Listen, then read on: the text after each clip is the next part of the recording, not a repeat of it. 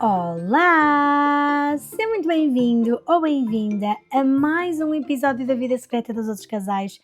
Como é que vocês estão? Por aqui está tudo ok. Na verdade, até tenho algumas novidades para vos contar. No último episódio tivemos o Tomé connosco, falamos sobre a arte como forma, como caminho para sentir coisas e falamos muito sobre a arte no papel para a emocionalidade, a vulnerabilidade. E entretanto, o Tomé já foi embora, já voltou para a sua ilha, para a Ilha Terceira, como falamos no último episódio. E eu estive assim aqui numa correria de organizar coisas que eu precisava de organizar, pôr trabalho que ficou para trás em dia e também aconteceu no fim de semana, eu não partilhei nas minhas redes sociais, mas vou revelar aqui no podcast, porque aqui nós somos amigos, nós somos friends, vocês que me ouvem são pessoas que à partida estão mais interessadas em saber mais sobre mim também, acima de tudo, mas acima de tudo sobre enfim, aquilo que vai na minha cabeça e na minha vida também, calculo eu. Portanto, olhem, vou revelar-vos aqui que no fim de semana eu fui de viagem, fui viajar. Eu normalmente quando vou viajar gosto de fazer algumas partilhas nas minhas redes sociais, deixar algumas fotos bonitas, às vezes até escrever alguma coisa que eu tenha aprendido na viagem, porque eu gosto muito da parte cultural também das minhas viagens, mas não senti vontade, acho que a palavra é mesmo essa, eu não me apetecia, não tinha vontade de partilhar a minha viagem e respeitei muito essa vontade. Eu até pensei: "Fogo, partilho sempre e desta vez não vou partilhar", mas não me apeteceu, não me apeteceu mesmo e pensei: "Pá, se não estou a sentir essa vontade, vou respeitar aquilo que o meu corpo está a pedir", que foi mesmo esta coisa do me retirar um bocadinho das redes e foi exatamente isso que fiz, tirei na mesma muitas fotos, fiz na mesma muitas coisas giras, mas não quis partilhar. E também foi bom, acho que estava mesmo a precisar também dessa recolha e desse afastamento do Instagram. E portanto, olha, então vos a dizer aqui que fui para a Suíça, fui para Basileia. Como Basileia é uma cidade mais pequenina, eu já tinha visto na internet alguns itinerários que diziam que um dia inteiro era suficiente, eu fui 2 dias, eu fui com a minha mãe e com a minha irmã. Nós fazemos sempre uma viagem todos os anos, uma viagem anual. Hum, como eu tinha visto que de facto era, fácil ver num dia só e nós tínhamos 2 dias inteiros, decidimos ir também a Colmar. Eu já tinha estado em Colmar, na altura partilhei imenso a minha viagem nas redes sociais e vocês, quem já me seguia nessa altura, acho que foi em 2023, quem já me seguia nessa altura certamente terá acompanhado, mas eu gostei muito e elas nunca tinham ido e portanto decidimos ir também a Colmar, que fica em França. Portanto, olhem, passamos a fronteira e lá fomos nós e foi muito giro, foi muito divertido. Pronto, e entretanto regressei ontem, vocês não sabem que dia é hoje, mas regressei no domingo à noite e, e agora estamos aqui prontinhos para começar uma nova semana de trabalho, uma nova semana de reorganização, outra vez reorganizar todo o trabalho que fica para trás. Bem, na verdade, não ficou grande trabalho para trás desta vez, portanto, estamos aqui para gravar podcast e para falarmos sobre os temas que importam. Contadas estas fofocas, vamos ao tema de hoje. É um tema que me surge de uma seguidora e, quiçá, ouvinte, e esta seguidora deixou-nos uma pergunta que me pareceu bastante relevante trazer para podcast, inclusive ela ou ele pede para trazer este tema para podcast, e a pergunta diz o seguinte: um tema que adorava que abordasses ou aqui ou no teu podcast é como ultrapassar um abuso sexual na sexualidade, relação de confiança com o outro e vulnerabilidade. Beijinhos e parabéns pelo teu trabalho. Olhem, portanto, aquilo que nós vamos falar hoje é sobre como ultrapassar um abuso sexual aqui, com várias camadas, ou seja, como ultrapassar uma experiência de abuso na vivência da nossa sexualidade, e aqui com sexualidade calculo que estejamos a falar sobre relação sexual, porque a sexualidade é muito mais do que isso, né? Mas também nas outras vertentes da sexualidade, nomeadamente a relação com o outro, a vulnerabilidade, a identidade, a confiança, enfim, a forma como nós nos apresentamos ao mundo, a nossa autoestima também, tudo isso faz parte da sexualidade e é sobre isso que nós vamos falar hoje. Acho que é mesmo importante dar atenção a esta pergunta porque parece-me de facto importante. Antes de começarmos, deixar só aqui uma nota de que este tema hoje pode ser sensível para algumas pessoas. Nós vamos falar sobre abuso e sobre o impacto que esse abuso pode ter nas nossas relações, na nossa vida, na nossa sexualidade e, portanto, se este episódio é um episódio que pode ser um trigger, deixando aqui este trigger warning, pode ser um trigger para ti, deixo-te esta possibilidade de poderes parar, retirar o episódio, não ouvir este episódio agora ou ouvir mais tarde, ou não ouvir de todo. Vai ouvir outros episódios se sentires que é melhor para ti. Portanto, se for necessário fazer esse reajuste, este é o momento para pausar o episódio e ir ouvir uma coisa que seja se calhar mais prazerosa e que faça mais sentido na tua vida neste momento. Se pelo contrário este é um tema que te faz sentido falar sobre, que faz sentido ouvir, e eu acho pessoalmente que é importante nós falarmos sobre estas coisas, portanto, aí digo, fica, ouve, partilha com as pessoas que achas que faz sentido terem este conhecimento. Deixar também aqui um outro disclaimer de que este episódio não tem como objetivo ajudar a superar um episódio de abuso, não é esse o objetivo deste episódio, deste podcast, no fundo.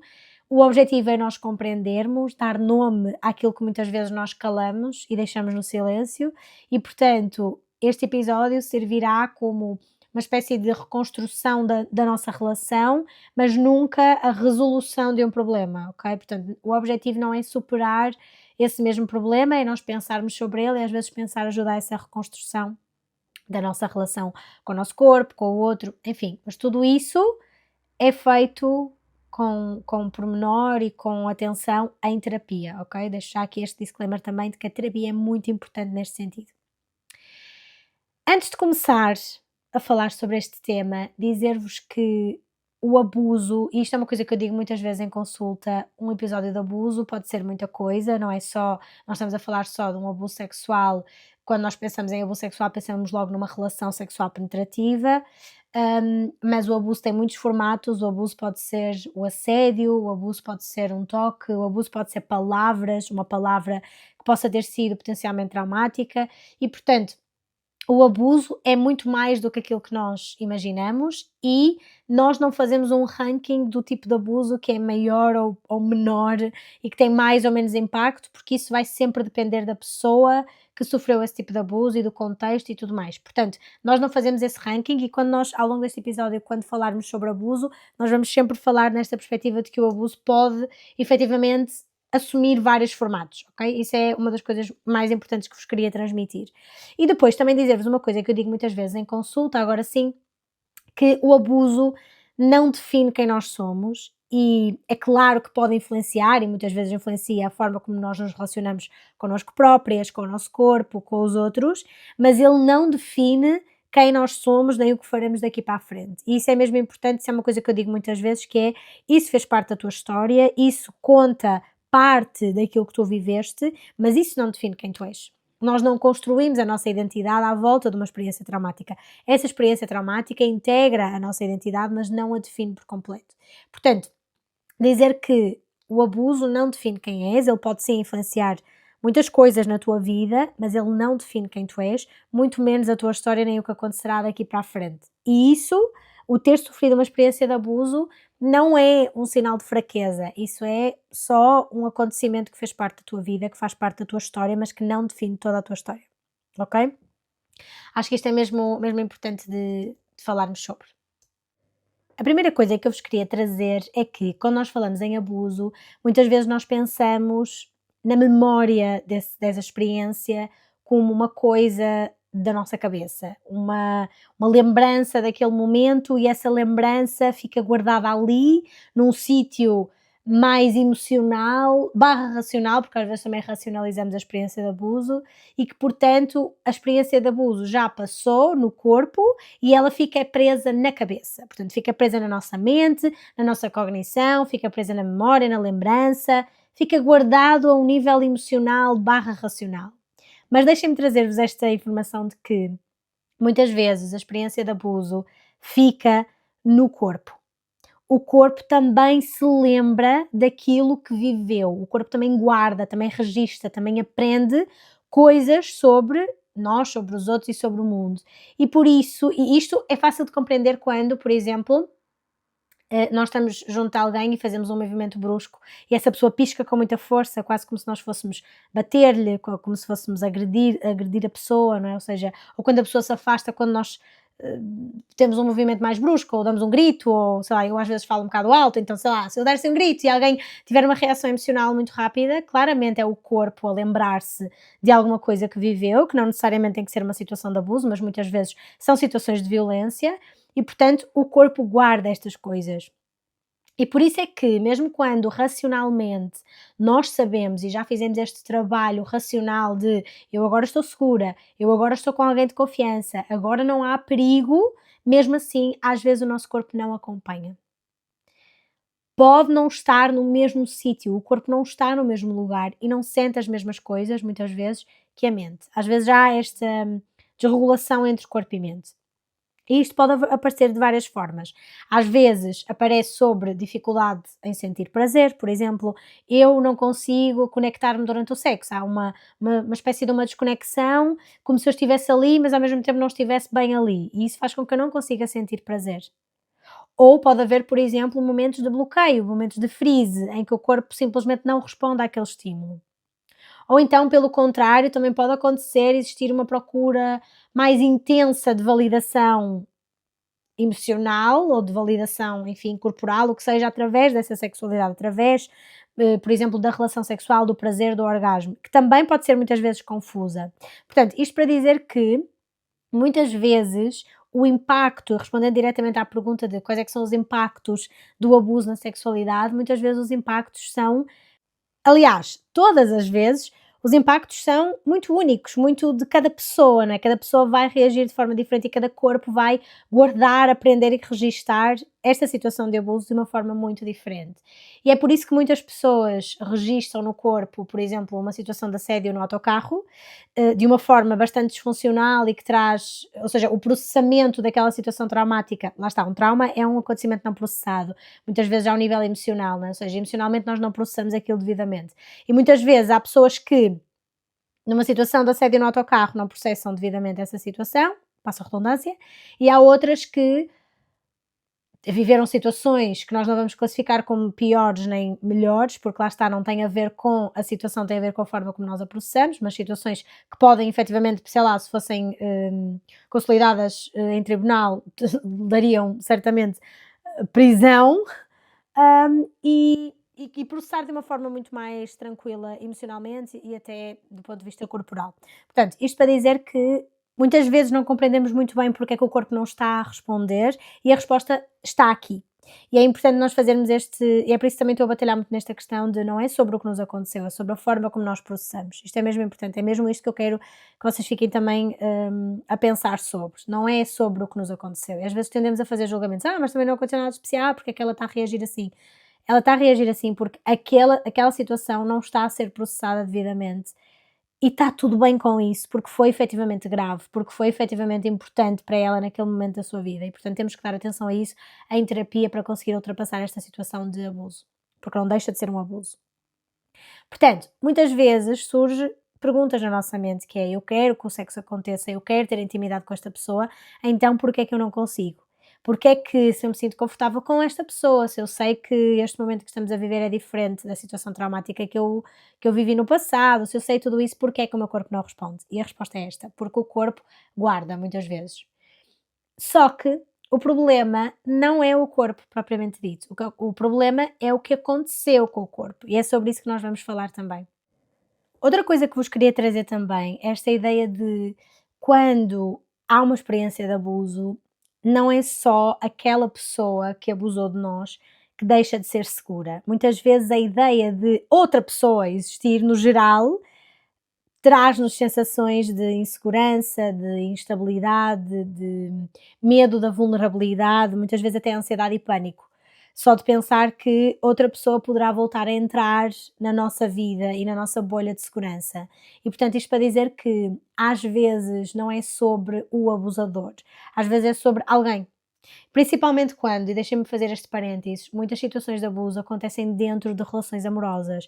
Nós temos muito esta ideia de que o abusador sexual é aquela pessoa aleatória na rua que nós vamos, eh, infelizmente, cruzar-nos, não é, na hora errada, no sítio errado e que nos vai fazer mal. Mas a verdade é que a grande maioria dos abusos acontece dentro de relações familiares, relações românticas, relações de amizade, enfim, algum tipo de relações profissionais, algum tipo de relação, que vai ser muito mais próxima e que vai, no fundo, também contribuir para esta ideia de que podemos confiar no outro.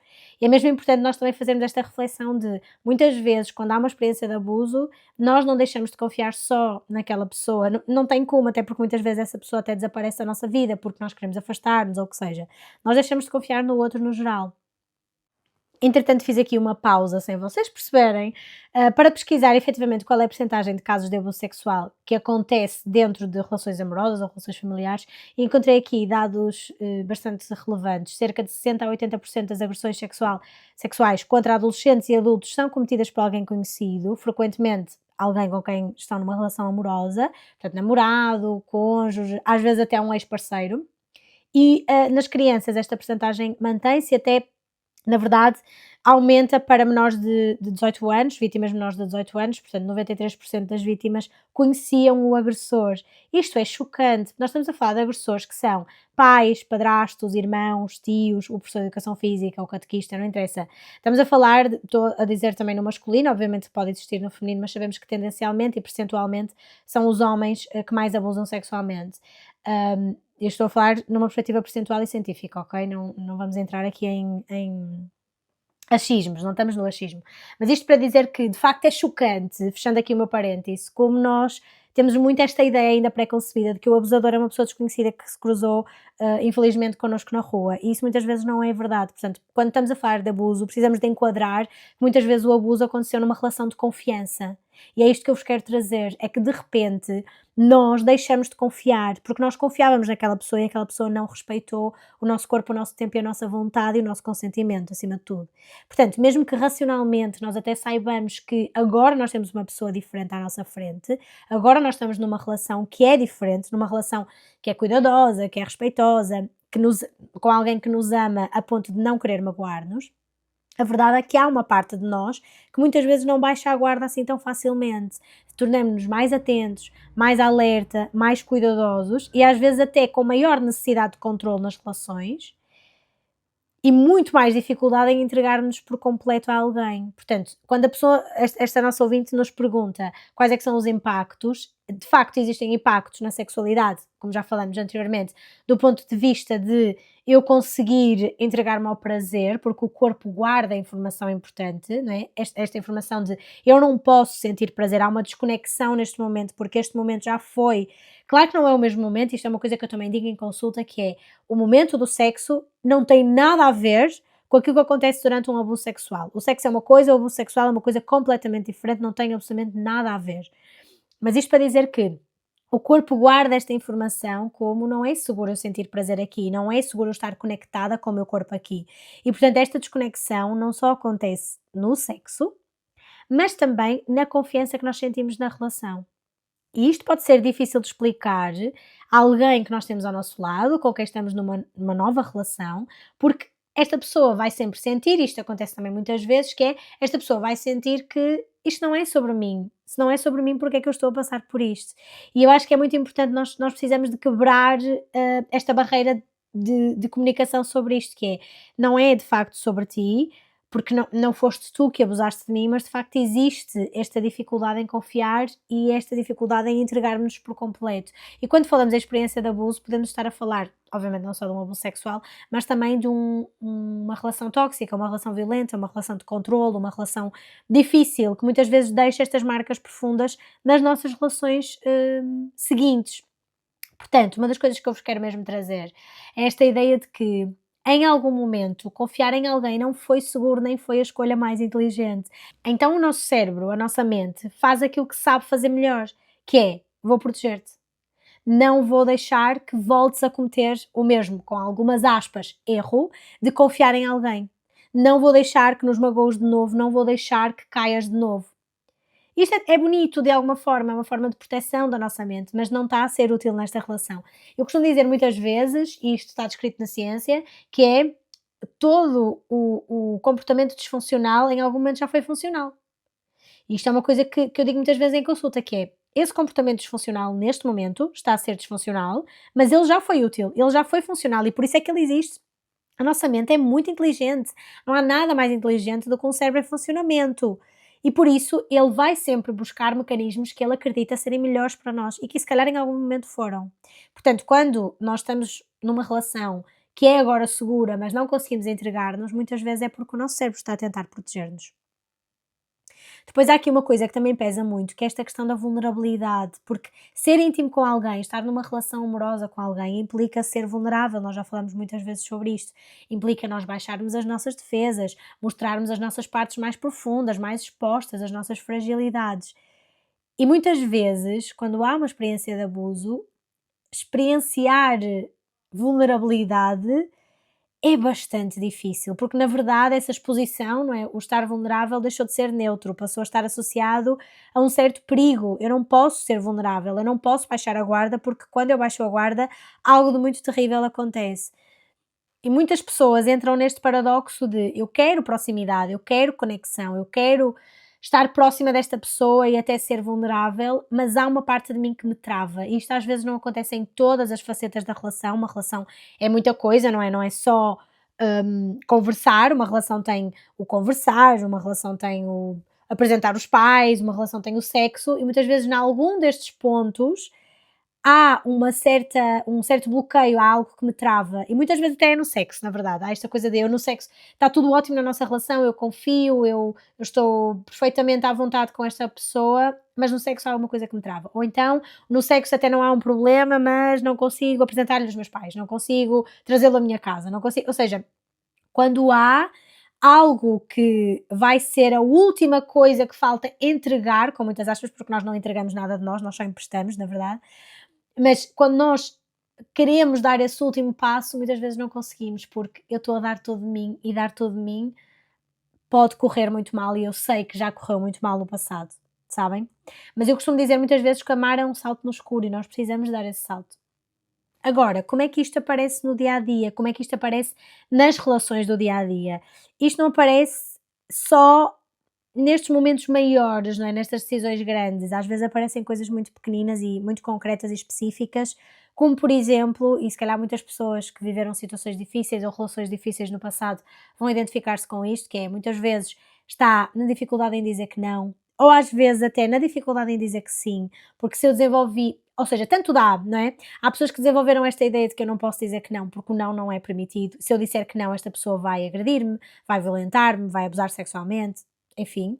Ou às vezes há esta ideia de eu não posso dizer que sim, porque eu aprendi que o meu não tem que ser absolutamente respeitado e, portanto, eu agora vou dizer que não a tudo, porque dizer que sim é muito desconfortável, porque no passado eu não pude dizer que sim, então agora o sim é o meu go-to para todas as situações. E muitas vezes estas pessoas usam o sim e o não para evitar um desconforto interno, para evitar um conflito, uma dissonância cognitiva interna, ou às vezes até para não perder a outra pessoa, ou às vezes até porque sentem que poderão perder-se a si próprias. Portanto, usam de uma forma disfuncional o não e o sim. Só é uma pequena coisa que às vezes nós reparamos que acontece nas relações. Ou então também pode acontecer de serem pessoas com uma tendência muito grande para agradar o outro, para corresponder, mesmo quando não estão totalmente alinhadas com aquilo que o outro está a propor ou com aquilo que é suposto acontecer.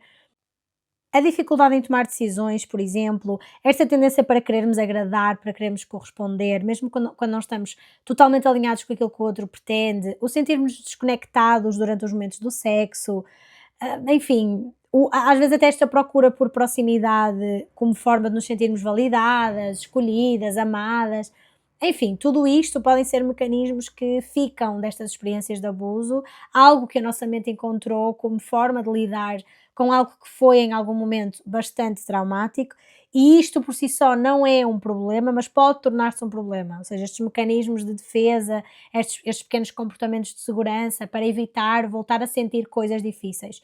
Mas deixem-me dizer-vos, quando nós vivemos com um trauma, nós precisamos de processar esse trauma. E processar implica olhar para ele, escarafunchar, tocar naquilo que dói para podermos retirar aquilo que dói das gavetas e reorganizar essas mesmas gavetas que muitas vezes são só fechadas a ferro, sabem? Tipo, vamos só empurrar tudo lá para dentro e não vamos organizar e vamos só passar por cima. E isso é mesmo, muitas vezes é disfuncional e vai fazer-se sentir, e há um episódio em que nós falamos sobre isso, acho que não o último episódio, mas o anterior a esse, nós falamos sobre esta ideia de nós não podemos esperar curar uma coisa que existe em relação, que existe nas relações. Uma experiência de abuso é uma experiência extremamente relacional, é uma quebra de confiança no outro, de confiança nos nossos pares, não é? Na nossa sociedade. Portanto, nós precisamos de trabalhá-la exatamente nessas mesmas relações, seja numa relação amorosa, seja nas relações de amizade, às vezes na relação connosco próprios, mas é muito comum que a experiência de abuso esteja resolvida até, ou a relação tóxica está resolvida, até eu ter uma relação nova. E nessa relação é que eu vou de facto ter que lidar com estas pequenas sombras, estes mini demónios que me vão acompanhando e que eu preciso de olhar para. Sabem? Eu preciso de abrir as gavetas e olhar para esta questão com olhos de ver. Agora, a pergunta que não quer calar é como é que se ultrapassa isto? Eu já tinha feito este disclaimer de que este episódio não servirá para nós tratarmos esta questão, para nós ultrapassarmos esta questão, é só para pensarmos sobre ela. E a verdade é que não há um ponto em que nós acordamos e pensamos, ok, isto já passou, isto não existiu, isto já não está presente, porque não funciona assim. É um caminho, é um processo que se vai fazendo aos poucos, o caminho faz caminhando, né, como se costuma dizer. Claro que há coisas que ajudam. Antes de mais, ajuda fazer terapia. Acho que é a minha primeira recomendação, acho que é mesmo muito importante nós pensarmos sobre isto.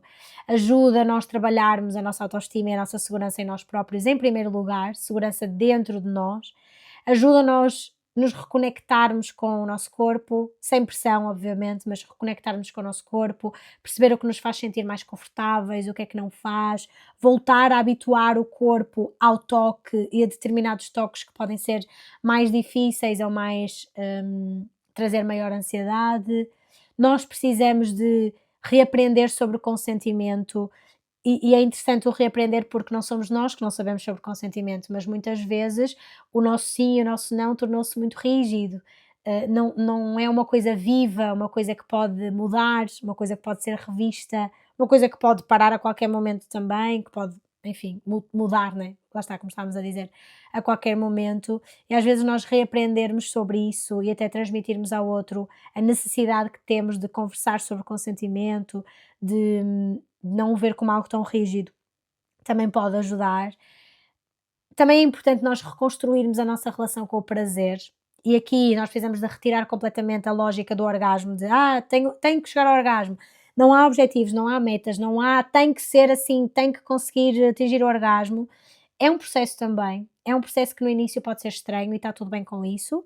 E depois também temos que olhar para as nossas relações, relações onde nós sentimos que há espaço para o nosso trauma, vou dizer assim, onde há espaço para o nosso sofrimento, onde há espaço para a nossa história, acima de tudo, e onde existe respeito por ela, existe paciência por essa história, onde a pessoa que temos ao nosso lado não leva para o lado pessoal aquilo que na verdade não é sobre ele, não é pessoal, e portanto, todas estas coisas são extremamente importantes de ser feitas em terapia também, porque não temos que fazer isto sozinhos, muitas vezes nem conseguimos fazer isto sozinhos, nem é suposto fazermos isto sozinhos.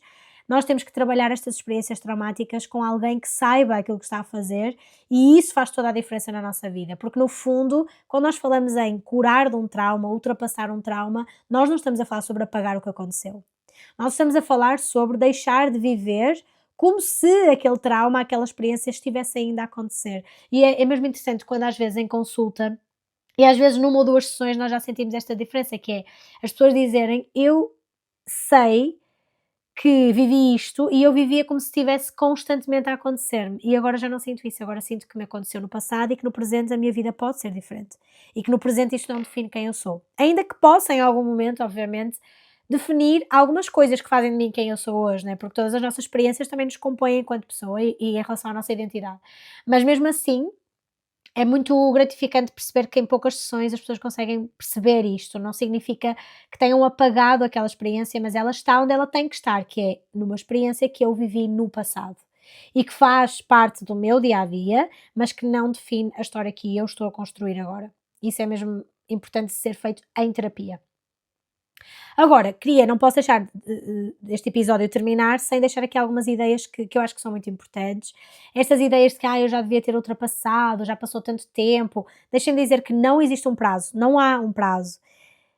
Não temos que ultrapassar numa determinada timeline, cada pessoa tem o seu tempo e, na verdade, não é sobre o tempo, é sobre o que nós fazemos com esse tempo.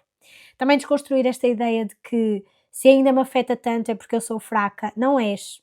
Significa só que aquilo foi importante e deixou marcas profundas, não significa que és fraca, não significa que só porque a tua situação está cotada como menos grave ou mais grave, tu tenhas que ultrapassar em menos tempo ou mais tempo. Isso não existe, cada experiência é extremamente única.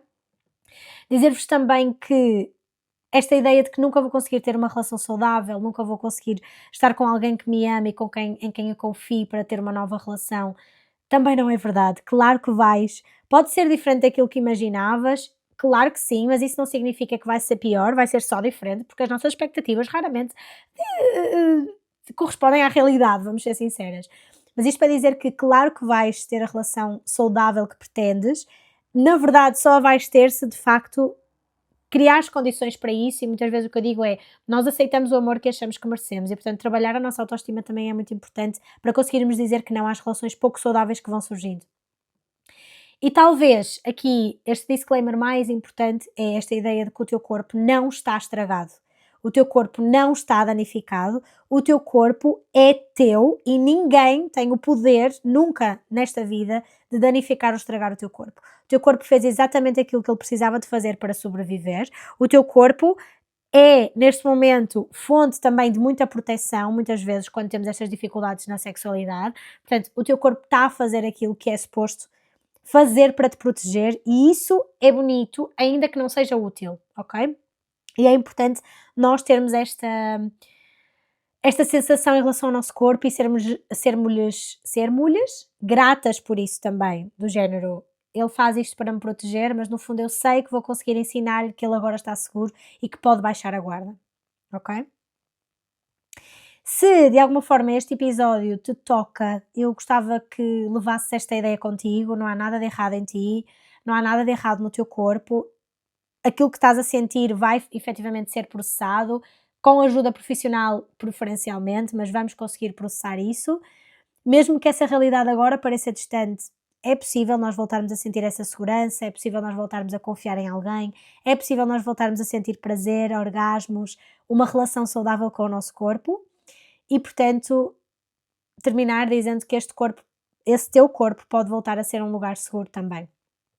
Eu quis que este episódio fosse um bocadinho mais curto, não sei se consegui, porque não faço ideia com quantos minutos este episódio vai ficar, mas eu quis que ele fosse mais curto propositadamente, porque sei que é um tema pesado, não quis entrar nos mesmos pormenores que eu costumo entrar noutros temas, quando falamos de outros temas, porque acho que é um tema que é super importante ser falado, mas que também pode ser maçador ouvir muitas horas seguidas, não é? Um tema que requer muito estômago e muita preparação também para ouvir, e eu quero que este podcast também continue a ser um sítio leve, mas obviamente quis trazer este tema porque acho que é mesmo importante nós falarmos sobre isto. Voltaremos a falar sobre isto noutras ocasiões, certamente, mas dizer-vos que é mesmo importante que procurem ajuda se conhecerem alguém que passa por uma situação destas, seja um abuso sexual, seja uma relação tóxica que componha outras formas ou que contenha outras formas de violência.